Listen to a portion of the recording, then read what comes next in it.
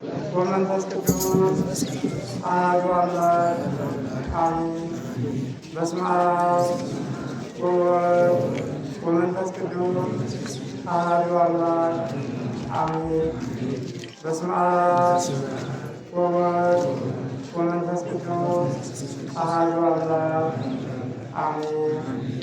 በቅድሚያ ተከብሮ ክቡር አባታችን ሊቀ ሰይፉማን ተባለልኝ የደጀን ወረዳ ቤተ ክህነት ዋና ስራ አስኪያጅ፣ የተከበሩ አባታችን መላከ ምሕረት ምስክር ዋጋው የደጀን ወረዳ ቤተ ክህነት መዝገብ ቤት ኃላፊ፣ የተከበሩ አባታችን መላከ ምሕረት ቀሲስ በላይ ኑሬ የዚህ ታላቅ ደብር አስተዳዳሪ፣ የተከበራችሁ አባቶቼ ሊቃውንተ ቤተክርስቲያን እንደየማዕረጋችሁ፣ ልኡካነ ምስጢር ወንድሞቼ ዲያቆናት፣ መምህራን፣ መዘምራን እንዲሁም ከቅርብም ከሩቅም የቅድስት ኪዳነ ምሕረት የረድኤቷ የበረከቷ ተካፋይ ለመሆን በዚህ ብርዱ ዝናሙ ሳይበግራችሁ ከአደባባይዋ የተገኛችሁ አባቶቼ ምዕመናን፣ እናቶቼ ምዕመናት፣ እህቶች፣ ወንድሞች፣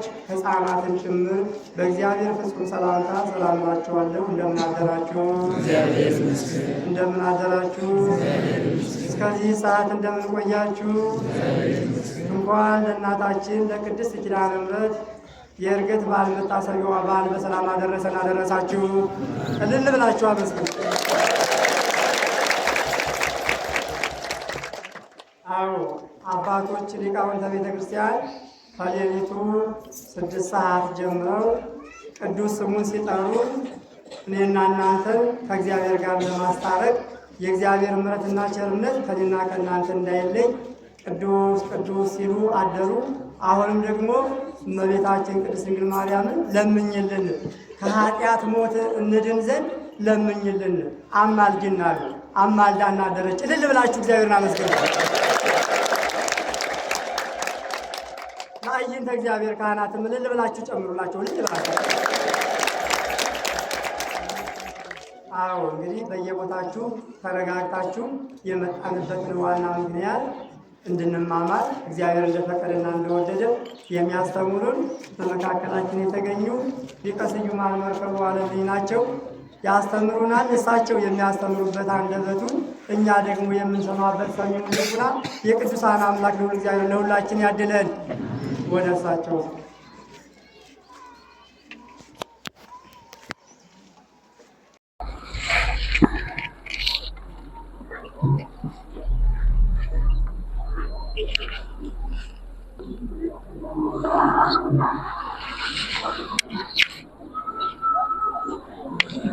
እሺ። በስመ አብ ወወልድ ወመንፈስ ቅዱስ አሐዱ አምላክ አሜን። በክርስቶስ ክርስቲያን የተሰኛችሁ የክርስቶስ ቤተሰቦች በቅድሚያ መላከ ምሕረት ቀሲስ ደረጀ እንየው የደጀን ወረዳ ቤተ ክህነት ቅርስ ክፍል ኃላፊና የዚቹ የታላቋ ደብር አገልጋይ፣ የተከበሩ መላከ ምሕረት ምስክር ዋጋው የደጀን ወረዳ ቤተ ክህነት ንብረት ክፍል ኃላፊ፣ እንዲሁም የዚቹ የታላቋ ደብር አገልጋይና ነዋሪ፣ የተከበሩ መላከ ምሕረት ቀሲስ በላይ የዚቹ የታላቋ ደብር ዋና አስተዳዳሪ፣ የተከበራችሁ መምህራነ ቤተ ክርስቲያን፣ ሊቃውንተ ቤተ ክርስቲያን፣ የዚቹ የታላቋ ደብር አገልጋይ የሆናችሁ ካህናት፣ ወዲያቆናት፣ መዘምራን እንዲሁም የሰንበት ትምህርት ቤት ዘማሪያን ከሩቅም ከቅርብም ተሰብስባችሁ ይሄን ታላቅ በዓል ለማክበር በዚህ ዕለት በዚህ አውደ ምሕረት የተገኛችሁ በቅድሚያ ክቡራን አባቶቻችን፣ በዕድሜ ባለጸጋ የሆናችሁ አዛውንት አባቶቻችን፣ እናቶቻችን እንዲሁም ቀንና ሌሊት ሰለቸን ደከመን ሳትሉ ይህችን ቤተክርስቲያን ከሩቅና ከቅርብ እየተመላለሳችሁ መባ ይዛችሁ መታሰቢያ ይዛችሁ ጸሎት እያደረጋችሁ የምትማጸኑ ወጣቶች ወንድሞቻችንና እህቶቻችን በአጠቃላይ በዚህ ታላቅ አውደ ምሕረት ተሰብስባችሁ የምትገኙ ሁላችሁም በቅዱስ እግዚአብሔር ስም እንደምን አረፈዳችሁ? አሜን። አምላካችን ለዚህ ሰዓት ለዚህ ዕለት ከሩቅም ከቅርብም ከክፉ ነገር ሁሉ ጠብቆ ሰብስቦ ያገናኘን አምላክ ክብርና ምስጋና ለሱ ይሁን። እንግዲህ ለእግዚአብሔር የምንሰጠው የምንከፍለው ነገር የለንም። እኛ ከሱ የምናገኘው በስተቀር እኛ የምንሰጠው ነገር የለም። በደንብ እንደማመጥ። ለተወሰነ ጊዜ ታቦቷ ስለቆመች ታቦተ ሕግ ቁሟልና ተደማምጠን ከታቦቱ በረከት እንድናገኝ ድምፅም ደግሞ ለሰማያኑ እንዳይረብሽ በተለይ በእናቶችም በአባቶችም በጎንና በጎን ድምፃችሁን እንድትቀንሱልን በአክብሮት እናሳስባለን። ይሄ ታላቅ በዓል እንግዲህ ዛሬ ስናከብር እኔና እናንተ ዛሬ የመጀመሪያችን አይደለም። ከአያት ከቅድመ አያቶቻችን ሲወርድ ሲዋረድ የመጣ በቤተ ክርስቲያናችን ታላቅ በዓል ተብሎ የእመቤታችን በዓል መታሰቢያ የሥጋ ዕርገት መታሰቢያ በዓል ተብሎ የምናከብረው ታላቅ በዓል ነው። ይህ በዓሉ የእመቤታችን መታሰቢያ ወይም የዕርገቷ መታሰቢያ ይሁን እንጂ ሁሉም ከጌታችን ከመድኃኒታችን ከኢየሱስ ጀምሮ ቅዱሳን ሐዋርያት ሁሉ የተሰበሰቡበት ዕለት ነው። እንግዲህ ነቢየ እግዚአብሔር ቅዱስ ዳዊት በመዝሙሩ እንደነገረን ሁሉ የትምህርታችንን ርዕስ የምናደርገው በእግዚአብሔር ፈቃድ ቀደሰ ማህደሮ ልዑል የሚለውን ርዕስ ነው የምናደርገው። ቀደሰ ማህደሮ ልዑል እግዚአብሔር ውስተ ማእከላ ኢትትሃወክ ወይረዳ እግዚአብሔር ፍጽመ ተብሎ ነው የተጻፈው። ይሄ የተነገረው ይሄ የዛሬው በዓል ስርዓት ከመሰራቱ በፊት ነበረ። ትንቢት ነው የተነገረው። ትንቢቱ ግን በደንብ ትውልዱን አድምጡ፣ ታሪካችሁ ነው፣ ቅርሳችሁ ነው፣ ሃይማኖታችሁ ነው። ሴቶችም ወንዶችም ይሄ ትንቢት ነቢየ እግዚአብሔር ቅዱስ ዳዊት የተናገረውን ጌታችን መድኃኒታችን ኢየሱስ ክርስቶስ ከሰማየ ሰማያት ወርዶ ከድንግል ማርያም ከተወለደ በኋላ በክብር የፈጸመው ተግባር ነው። በክብር የፈጸመው ተግባር ነው። በየዓመቱ መምህራነ ቤተ ክርስቲያን ሊቃውንተ ቤተ ክርስቲያን እንደሚያስተምሩን እንደሚያስረዱን ሁሉ ቀደሰ ማህደሮ ልዑል ልዑል ማደሪያውን ቀደሰ ተብሎ አስቀድሞ ነው የተነገረ። ስለ ጌታችን መቀደስና ስለ እመቤታችን የልዑል ማደሪያ መሆን እንዲሁም መቀደስ እመቤታችንን ማደሪያውን ቀደሳት። ይሄ ብቻም አይደለም። ይሄ ስርዓት ሲፈጸም ይሄ ታላቅ በዓል የምናከብረው ወገኖቻችን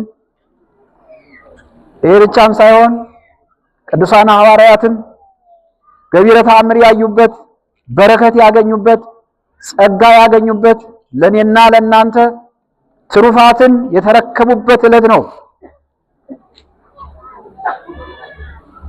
ጌታችን መድኃኒታችን ኢየሱስ ክርስቶስ ሐዋርያት እመቤታችን ከዕረፍቷ በኋላ ተሰውራቸው ስለነበረ ያዝኑ ይተክዙ ስለነበረ ሱባኤ ይዘው ጾም ጾመው ማግኘትም ስላልቻሉ ደጋግመው ሱባኤ ይዘው ይጾሙ እንደነበረ ታሪክ ያስረዳናል።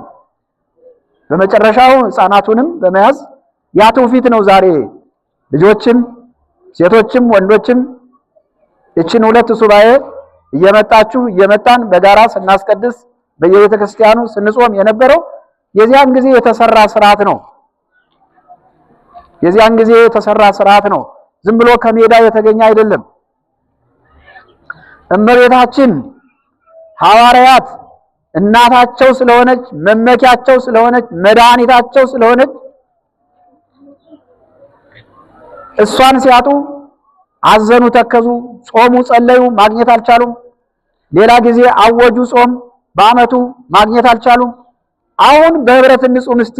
ምናልባት ደግ ሰው ከመካከል ይገኝና እግዚአብሔር ምስጢሩን ይገልጽ ይሆናል፣ እመቤታችን እናገኛት ይሆናል ብለው ተስፋ ባለመቁረጥ ለሶስተኛ ጊዜ ሱባኤ ይዘው ሲጾሙ ሁሉ በህብረት ልጅ አዋቂ ሴት ወንድ ሳይሉ በህብረት ስለጾሙ በዛሬው ዕለት ጌታችን መድኃኒታችን ኢየሱስ ክርስቶስ ራሱ ከሰማየ ሰማያት ወርዶ ሐዋርያትን በደመና ጠርቶ በመጽሐፈ ስንክሳራችን ላይ ቅድም ሲነበብ እንደሰማነው ሁሉ ታሪኩ ከዚያ ጭምር ነው የሚመጣው። እንዲሁም በነገረ ማርያምም በሰኔ ጎልጎታም ቅዱሳት መጻሕፍቶች ይናገራሉ። ብዙ ቦታ ላይ ይህን ታሪክ ይገልጹታል። ታሪኩን በደንብ እናጥና ወገኖቼ። አሁን ጥቅስ የሚጠቀሰው ምዕራፉ፣ ቁጥሩ፣ መጻሕፍቶች የሚጠቀሱላችሁ ምዕመናን ገብታችሁ እንድታነቡ ነው። እዚህ ሰምታችሁ ብቻ እንድትቀሩ አይደለም። መጻሕፍቶችን የት እናገኛቸዋለን ትሉ ይሆናል። ካሰባችሁ ታገኟቸዋላችሁ። በቤተ ክርስቲያን አሉ።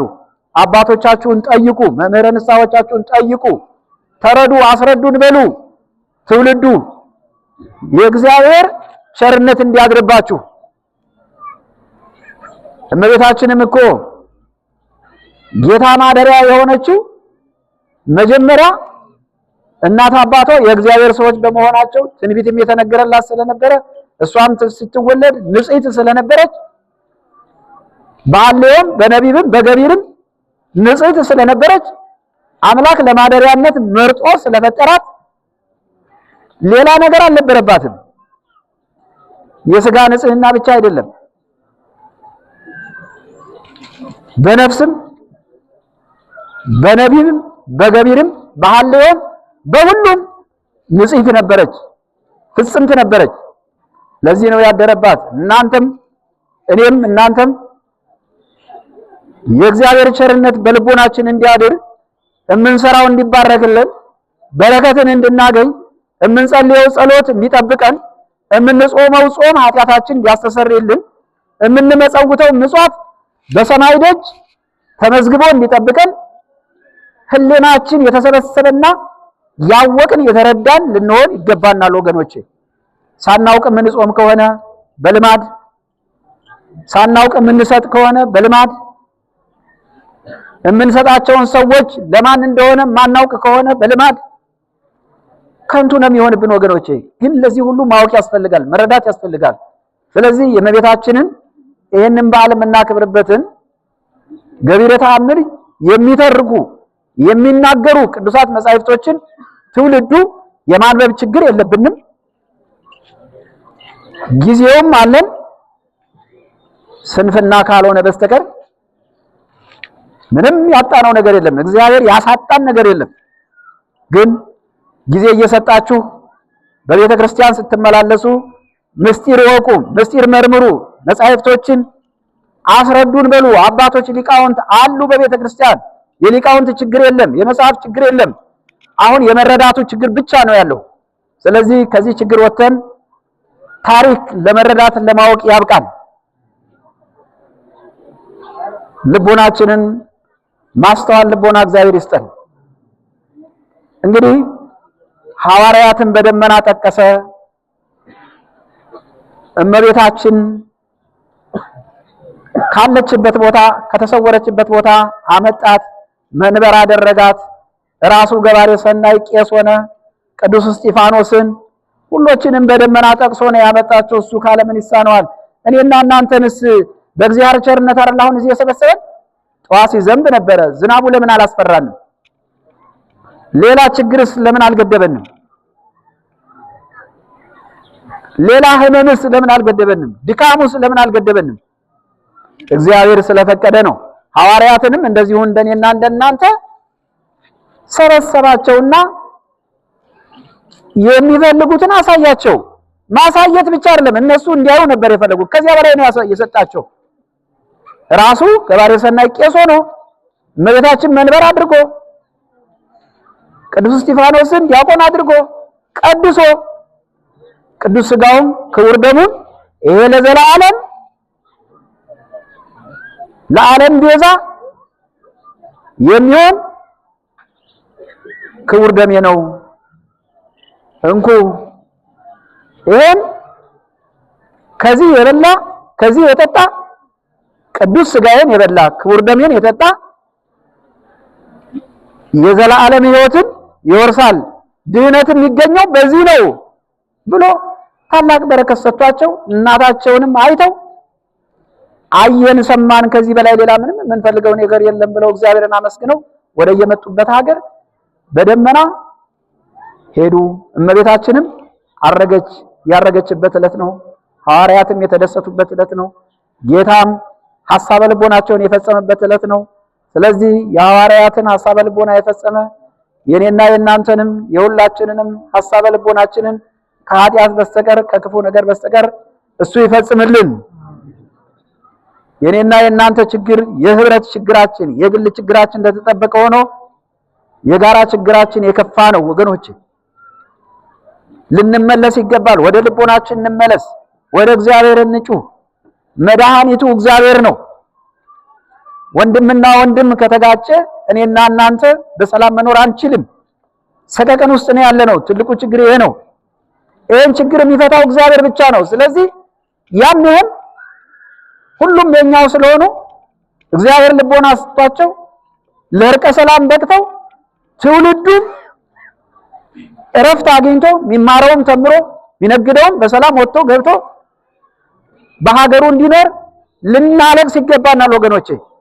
ትልቁ ችግር ይሄ ነው። ስርዓተ አምልኮ የምንፈጽም ሀገር ሰላም ሲሆን ነው። እኔና እናንተ ብቻ ሰላም ስለሆን ስለበላን ስለጠጣን ብቻ ሰላም አለ ማለት አይቻልም።